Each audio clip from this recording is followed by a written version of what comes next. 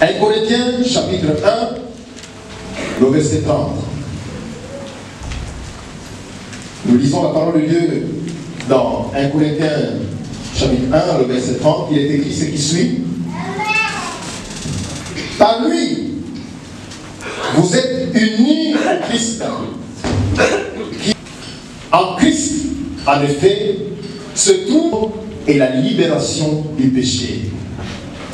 Vous avez vu la deuxième strophe de ce notre cantique disait j'étais esclave, troisième strophe, j'étais esclave de Satan parce que j'étais lié par le péché. Mais maintenant que Christ est l'unité, on voudrait faire ici cette filiation, cette connotation qui nous amène à nous attacher. Alors Jésus, dans le chapitre 4, aux divisions, n'est-ce pas, qui se manifestaient au sein de l'église de Corinthe. Mais au chapitre, au verset précédent, il fait l'éloge de cette communauté. À partir du verset 4. Je ne cesse d'exprimer ma reconnaissance à mon Dieu, à votre sujet pour la grâce. D'autres disaient je suis de Paul, d'autres encore de Céphas. Regardez un peu cette église. Et Paul encourage les chrétiens à s'enraciner solidement dans le Seigneur.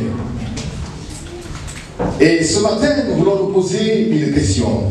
Qu'est-ce qui peut favoriser cette union? Dans le passage que nous venons de lire, nous allons libérer 4 possibilités qui vont nous permettre, n'est-ce pas, à nous unir au Seigneur. La première possibilité ici, c'est la sagesse. Vous savez, dans chaque culture, dans chaque famille, les gens ont été moulés dans une sorte de vie. Et au village, les vieux avaient une visibilité. Ils avaient une vision pour détecter les qualités d'un individu. Quand le vieux était assis à son compte égal, quand il appelle un jeune, il voyait la manière de marcher de ce jeune, que ce soit le jeune garçon ou la jeune fille. Et nous qui avons grandi aux côtés de ces vieux, on a une manière de marcher devant les gens, de traverser devant les gens. Quand je passe devant les gens, je ne marche pas comme les jeunes d'aujourd'hui. Les jeunes d'aujourd'hui s'en foutent, ils marchent comme ça. Mais quand moi je passe devant les gens, je m'abaisse, signe de respect et d'autorité. C'est cette sagesse-là que ces vieux-là nous ont donné et on va grandir avec ça. Mais comment les gens faisaient même pour déceler une bonne femme qu'on peut envoyer en mariage? C'est par son attitude, par sa manière de s'asseoir, par sa manière de se tenir devant les gens. Les jeunes femmes ne regardaient pas les gens fixement dans les yeux comme aujourd'hui. Elles avaient une autre façon de vivre. Et même pour s'asseoir, elles ne s'asseyaient pas comme vous voyez aujourd'hui. Parce qu'aujourd'hui nous avons les pantalons, on s'en fout, on s'assoit comme on veut. Mais ces femmes-là avaient une position de s'asseoir, jusqu'aujourd'hui. Regardez nos mamans là. Même si elles ont le pantalon, mais elles savent comment se positionner. Parce que le cœur de l'homme, vous le savez très bien. Alors la sagesse ici, c'est la capacité de discerner ce qui est bien, ce qui est agréable, ce qui est parfait. Et la Bible dit que la sagesse, c'est Jésus-Christ. C'est Jésus-Christ la sagesse. Et la sagesse, c'est le commencement, n'est-ce pas, de la crainte de l'Éternel. C'est-à-dire quand tu commences à craindre l'Éternel, c'est là où tu acquiers la sagesse. Et c'est cette sagesse qui te donne la possibilité de vivre dans ce monde. Les parents, les vieux nous ont donné une sagesse qui nous permet de nous affilier, n'est-ce pas, à la vie sociétale. Comment vivre? Comment respecter celui qui est en face de toi? Tout individu qui est plus âgé que toi, c'est ton grand frère. Et tout homme qui a l'âge de ton père, c'est ton père. Et du côté de la maman, c'est la même chose. Et c'est comme ça que nous, on a grandi. Quand on regarde le papa en face de nous, c'est notre père, même s'il n'est pas notre géniteur. Et c'est cette sagesse, n'est-ce pas, qui nous donne la possibilité de vivre longtemps dans la société. Parce qu'on a reçu, n'est-ce pas, un impôt qui ne nous sera jamais ravi. Mais la sagesse qui nous donne la possibilité de vivre en communion avec notre Dieu, c'est la crainte de l'Éternel. C'est en construisant notre vie relationnelle avec Dieu. C'est en nous abandonnant totalement au Seigneur. Et la Bible dit que la sagesse de Dieu est une personne. C'est Jésus qui est la sagesse personnifiée. Qu'est-ce que cela veut dire?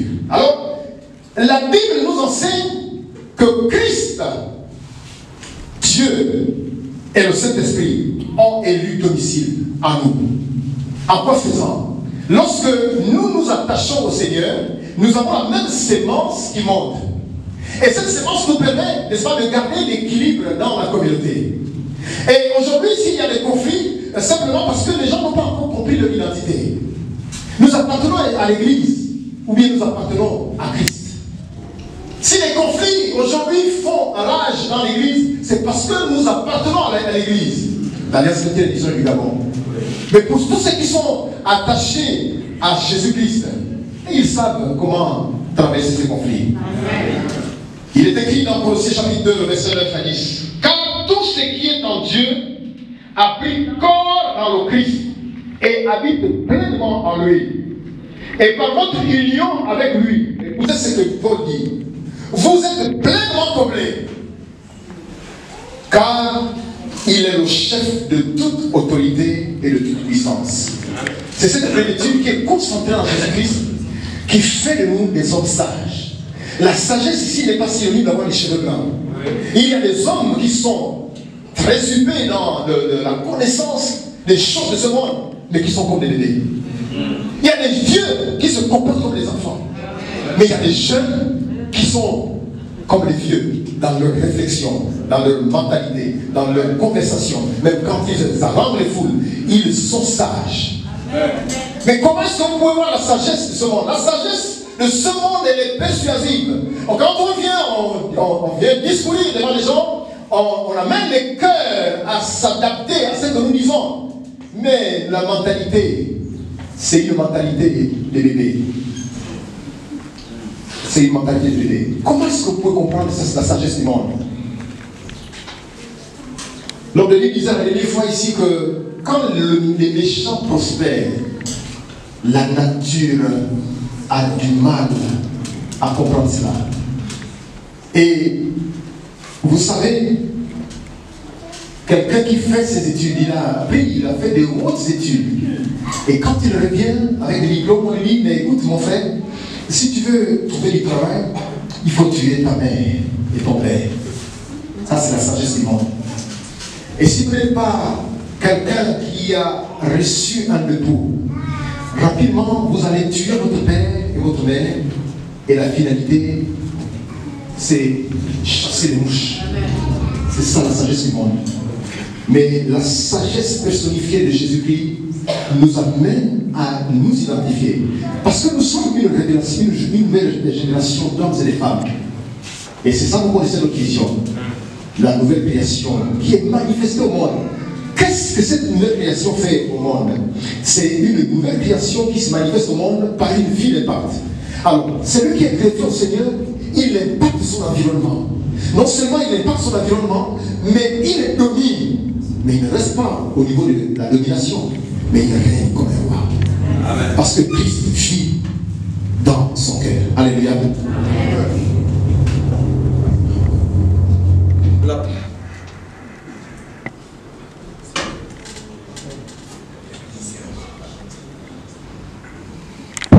Merci.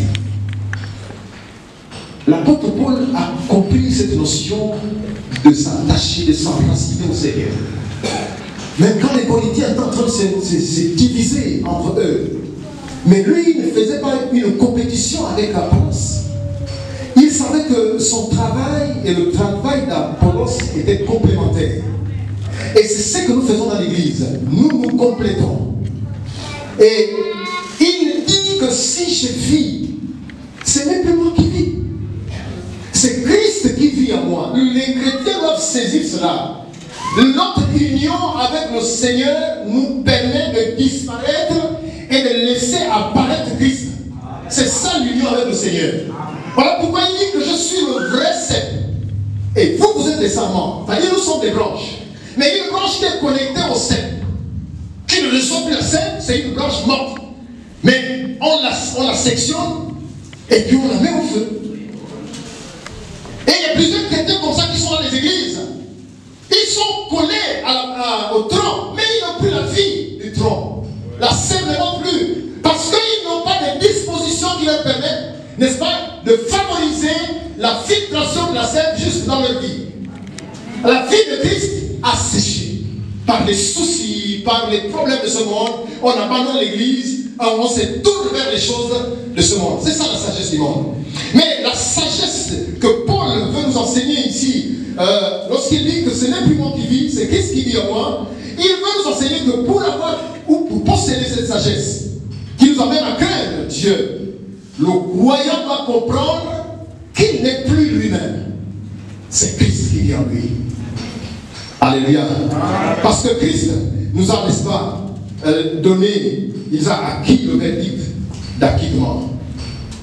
Ne cherchons pas la sagesse du monde, frères et sœurs, qui persuade les gens, mais plutôt celle qui est incorporée en Christ, qui se manifeste en puissance. Et si nous sommes unis en Christ, nous aurons une part à cette plénitude qui est en lui et en aucun autre. En Christ se trouvent toutes les réponses aux questions et aux problèmes de l'humanité. Toutes les questions, toutes les réponses sont incorporées dans la vie de Christ. Vous savez, notre intellectuel que nous avons eu depuis le sein de notre mère, parce que chacun naît avec une intelligence. Et lorsque nous prenons cette intelligence, nous donnons à Christ. Christ la façonne à sa manière. Et ça nous permet de comprendre ce que les Saintes Écritures nous disent, ce que la Bible enseigne. Mais si nous prenons la Bible et nous voulons l'étudier comme nous faisons nos cours dans les établissements, ou dans nos collèges, ou dans nos universités, alors nous allons réfléchir à un homme intellectuel, comme les philosophes. Parce que les philosophes, ils viennent trop chercher. Vous savez, il y a un philosophe qui voulait faire une expérience. Alors la journée, il a pris sa lampe. Il a commencé à marcher avec une lampe allumée. Il dit, j'ai fait une expérience. Tu dois faire quelle expérience avec une lampe la journée? Quelle expérience? C'est une folie. Quelle expérience? Tu prends la lampe, tu sors, et où il y a le soleil, tu éclaires. Tu fais quelle expérience? Qu'est-ce que tu vas trouver? C'est ça la sagesse des hommes. Il veut faire une expérience. Il annule 40-45 ans de péché que tu auras commis. Et en une fraction de seconde, quand tu dis Jésus, prends mon cœur et sois mon sauveur et Seigneur personnel, Dieu te déclare juste. Mais regardez, à cause du péché, aux yeux de Dieu, nous sommes condamnables. À cause du péché, il a pris, n'est-ce pas, notre place. Et Dieu nous voit comme il voit son Fils. Dieu ne nous regarde pas par nos lunettes. Il nous regarde par les lunettes de son Fils. Sinon, aucun de nous ne pouvait parvenir au salut. Il ne dit pas. Et c'est ce qui fait la fierté pour ceux qui sont en Christ. Qui en Christ. Et la justification a lieu une fois pour toutes dans la vie de celui qui accepte Christ par la foi. Ce n'est pas un processus. C'est une seule fois pour toutes. Il faut dire, mais Dieu te considère comme juste. Et c'est cette vie qu'il nous donne avec Christ. Et c'est cette union judiciaire qui nous permet de ressembler à Christ. Dieu ne fait pas semblant lorsqu'il nous considère juste. Mais nous le sommes véritablement.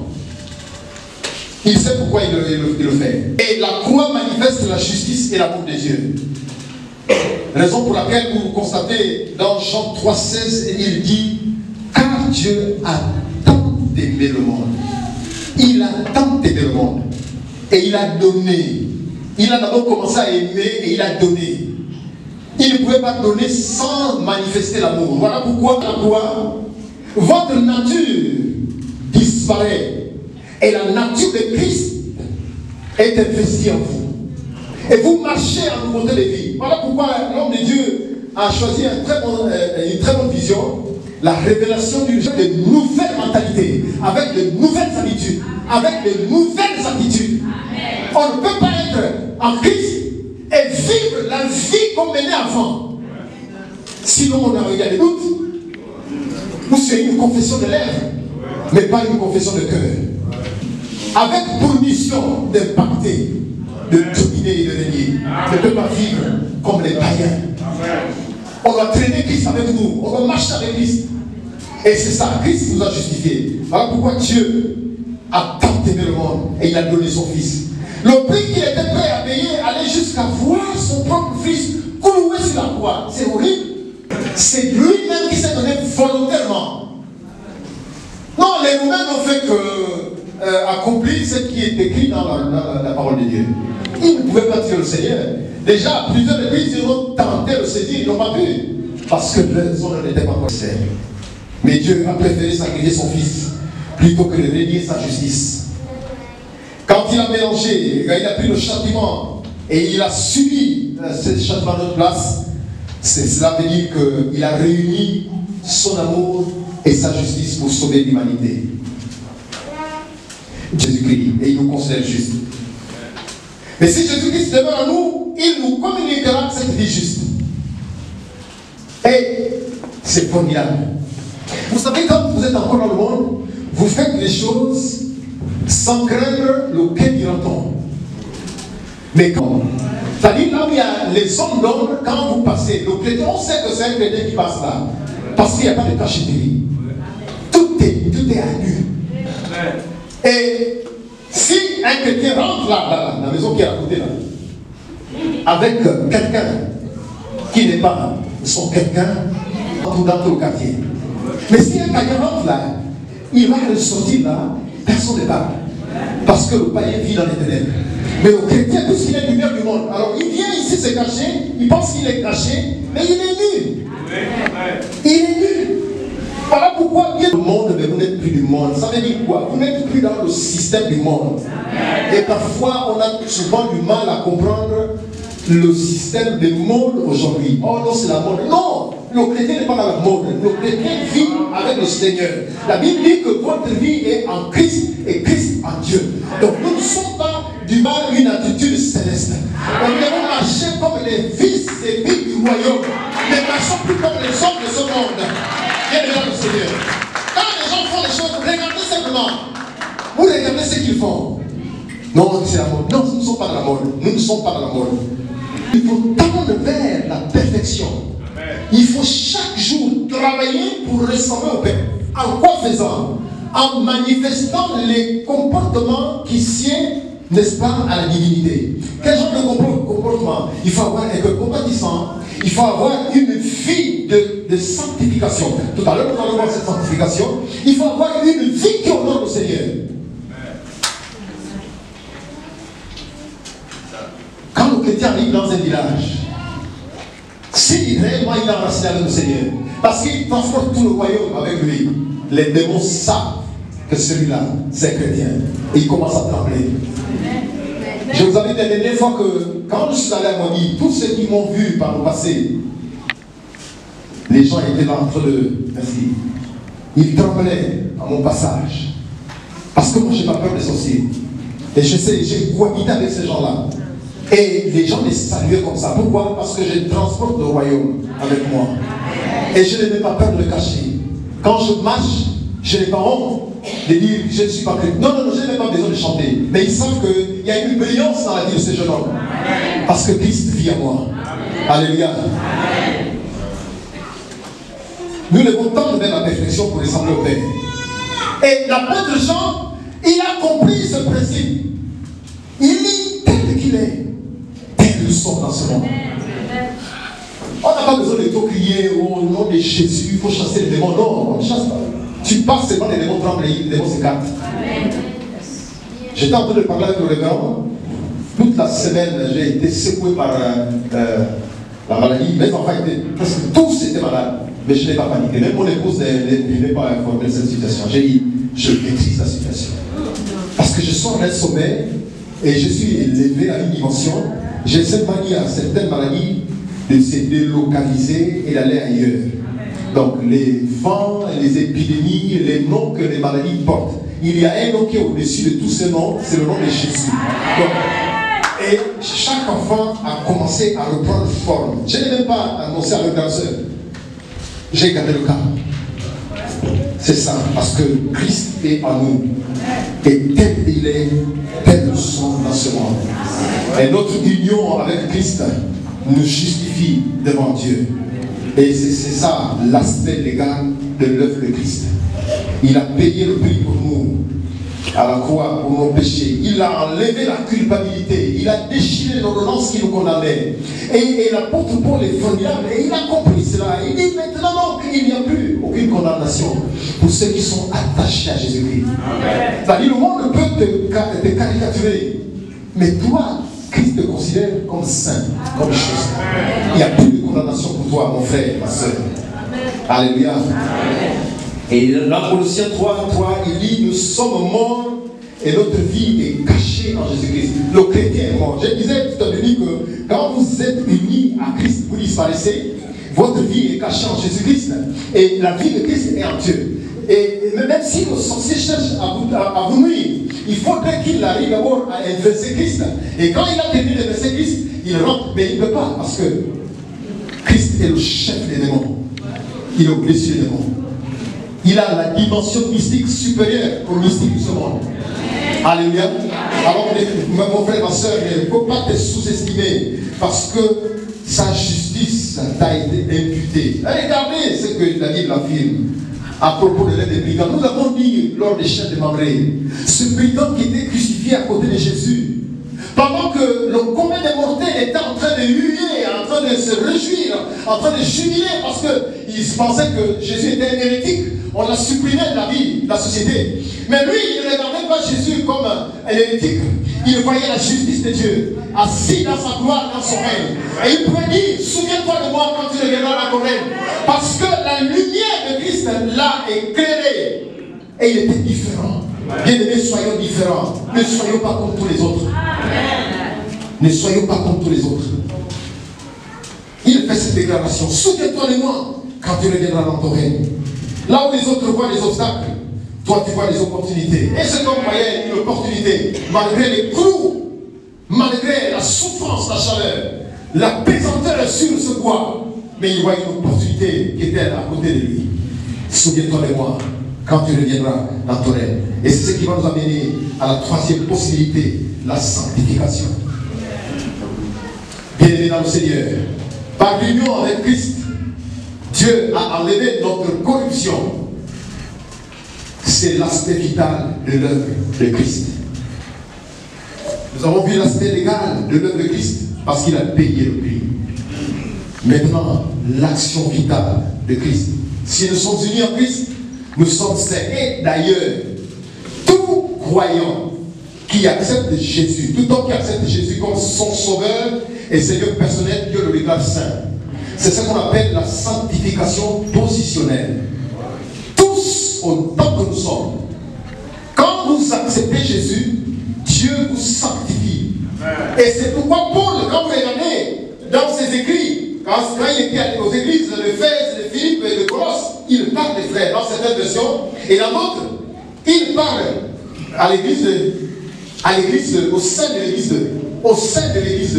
C'est cette position. Donc, tous les chrétiens dans le monde, nous sommes des saints. Amen.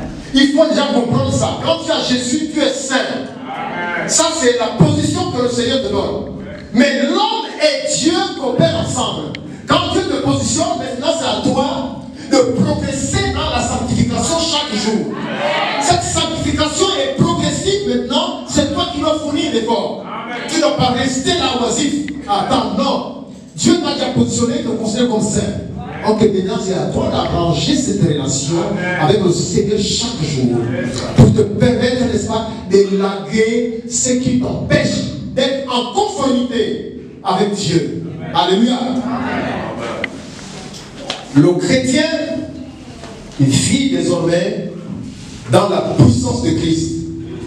Et Paul pouvait dire aux Philippiens, je prie tout par celui qui me fortifie. Amen. Je peux tout faire par Dieu, parce que lui, il me fortifie. Même pendant que je passe dans l'ombre de la vallée de la mort, je ne crains aucun mal, parce que lui, il est avec moi. Amen. Alléluia. Amen. Lui, il est avec moi. Bien-aimé en Christ. Vous voyez combien de fois le cœur de l'homme est mauvais. Il est toujours torturé, pas toujours mal. Quelqu'un qui accepte le Seigneur parce que tu as vu, tu as cohabité ensemble avec lui, et tu veux ressasser son passé. Tu ne vois que le mal. Alors que Dieu l'a déjà considéré comme juste et saint. Mais on voit toujours le mal. On voit toujours le mal. Non. Il ne faut pas te sous-estimer, frère. Celui qui est en Christ, il ne pêche pas. Et il trébuche. Quand Dieu t'a déjà positionné, tout ce qui peut venir là, ça ce n'est pas le péché. Le problème du péché est déjà réglé. Amen. Mais tu trébuches, tu te relèves et tu continues ton chemin avec le Seigneur. Amen. Alléluia. Amen. Jérémie a compris que le fonctionnement du cœur de l'homme est tellement tortueux. Il l'a qualifié de cœur tortueux. Et dans ma langue, lorsqu'on dit à quelqu'un Mourima ou Mungine, vous connaissez Mungine? C'est l'extrême noirceur.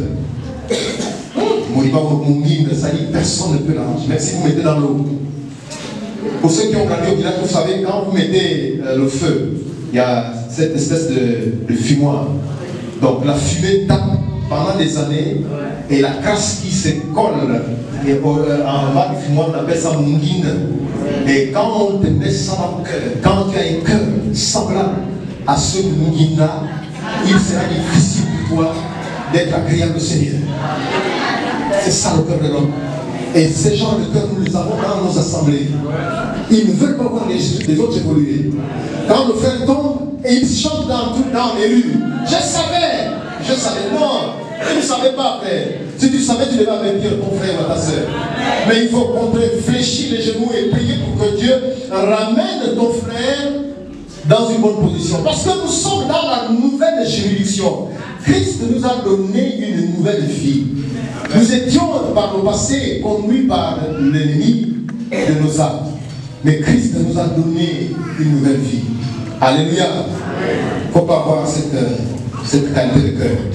Mais si nous demeurons unis, si nous restons profondément attachés au Seigneur, il nous rendra aveugles aux réalités de ce monde. Et nous donnera un cœur qui satisfasse nos aspirations d'esprit. Un cœur plein d'amour. Un cœur plein de compassion. Vous savez, nous n'avons pas le même battement du cœur. Il y a des gens qui sont tellement émotifs. D'autres qui sont durs, le caractère. C'est-à-dire, il peut assister qu'on est en train de gaucher quelqu'un, il est là, il regarde. Et il filme. Mais quelqu'un d'autre arrive, quand il regarde, il commence à frémir, il commence à faire couler les larmes. Nous n'avons pas le même battement de cœur. Le cœur de Dieu bat de cette manière. Chaque fois, quand il voit quelqu'un dans le mal, Jésus pleure. Et même quand Dieu veut prendre une décision, quand Jésus se positionne, il regarde, c'est le sang de Christ qui coule. Il est toujours frais. Voilà pourquoi Dieu ne nous condamne pas. Dieu ne condamne personne. Quand tu es déjà en Christ, il ne te condamne pas. C'est Satan qui te condamne. Et parfois, ce sont tes propres pensées qui te condamnent. Mais il faut comprendre une chose. Que Christ t'a déjà positionné. Parce que Dieu est saint. Et Dieu a dit à Moïse de dire aux enfants d'Israël, soyez saints, car je suis moi-même saint, dit l'Éternel des armées. Donc la sanctification est donc un processus par lequel l'état moral est rendu conforme à notre état légal devant Dieu.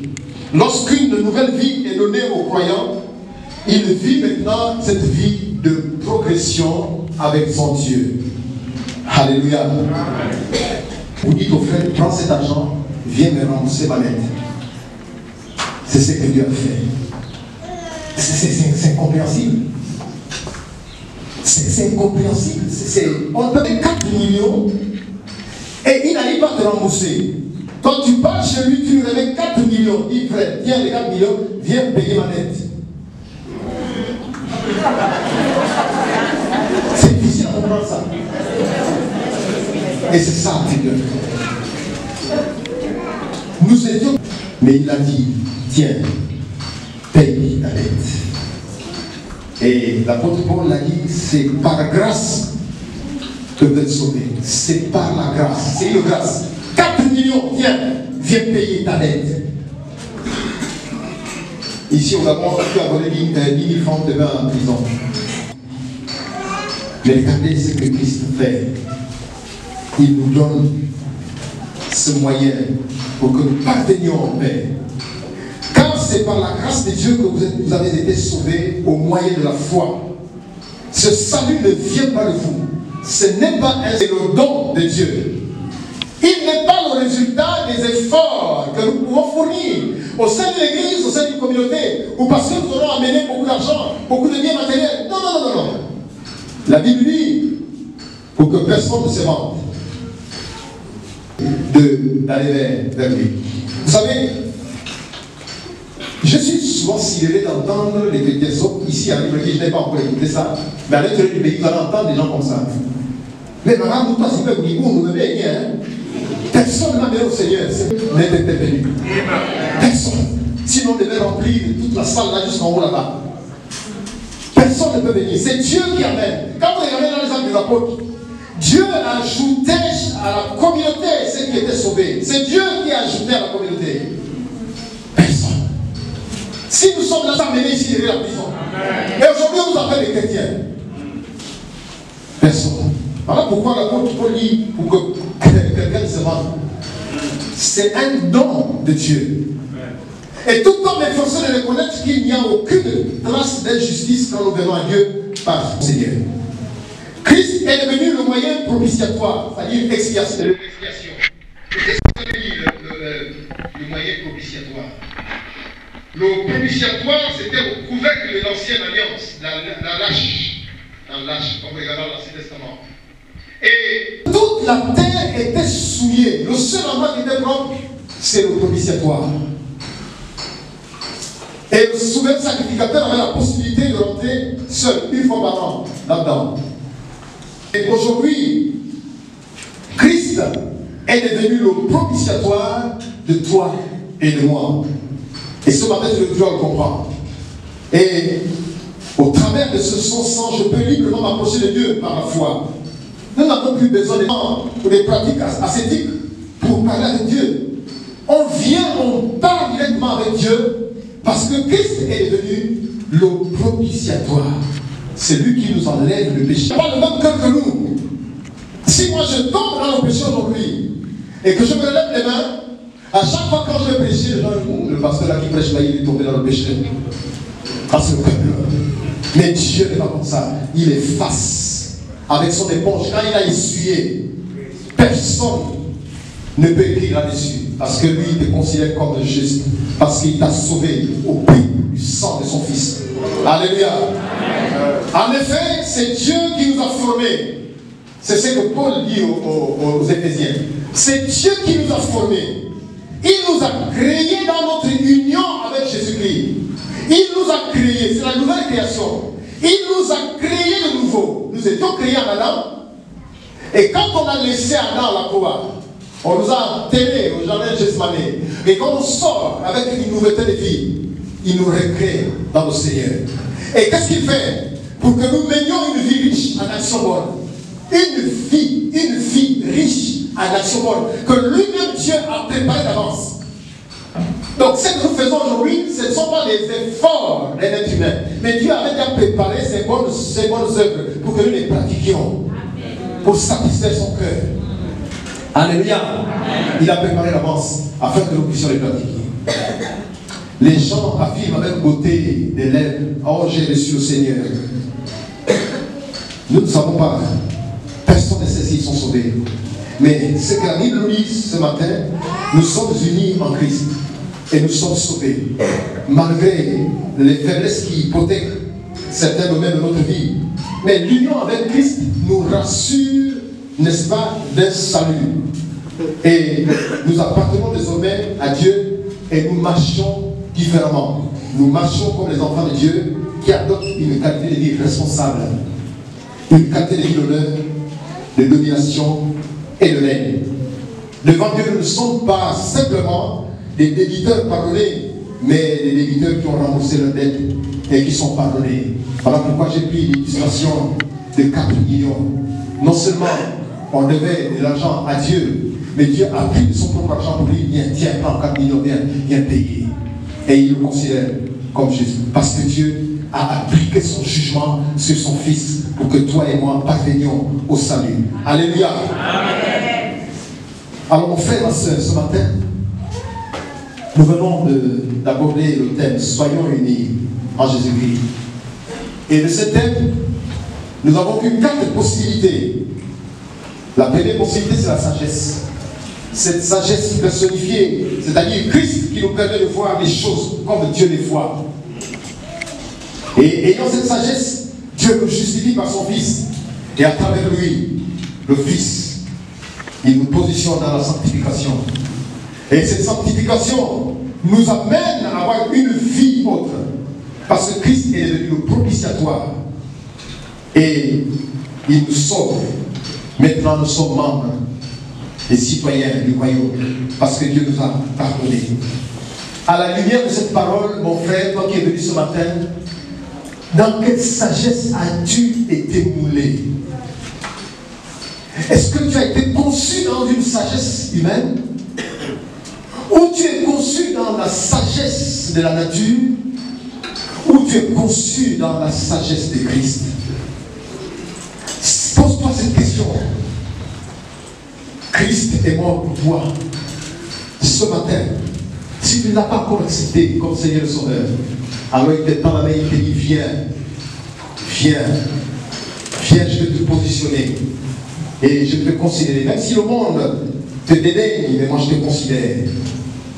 Alors, Jésus va faire de toi une nouvelle création qui impacte, qui règne, qui domine.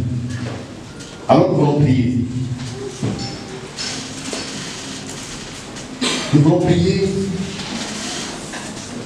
avec toi simplement parce que il y a une parole qui est entre nous. Avec lui et lui avec moi. Alléluia. Avec le comité louange, nous allons chanter ce cœur que j'aime bien. De ressembler Jésus, c'est mon espoir suprême. Penser, agir, aimer toujours plus comme toi. De ressembler Jésus, c'est mon espoir suprême. Par ton esprit en moi, semblable à toi. Alléluia. De ressembler Jésus, c'est mon espoir suprême. Penser, agir, aimer, toujours plus comme toi. Encore une fois, de ressembler Jésus, c'est mon espoir suprême. Penser, agir, aimer, toujours plus comme toi. De ressembler encore une fois. De ressembler. Est-ce qu'on peut se lever? Alléluia.